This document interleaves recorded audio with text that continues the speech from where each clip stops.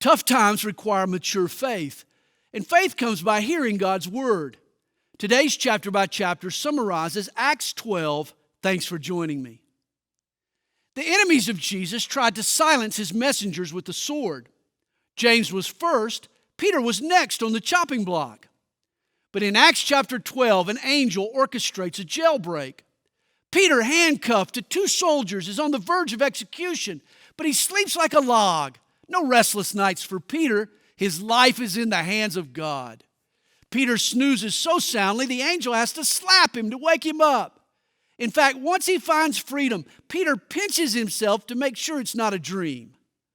The church had called an all-night prayer meeting to intercede for Pete. When the answer to their prayer knocks on the door, they don't believe it's him. Don't attribute Peter's release to their formidable faith. They prayed a prayer they weren't expecting to be answered, but at least they prayed. Sometimes we find ourselves praying for the unbelievable, asking for the unimaginable.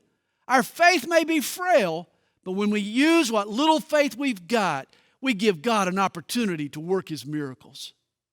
Herod instigated this persecution because he couldn't stomach the Christians. In the end, he can't stomach applesauce or saltines.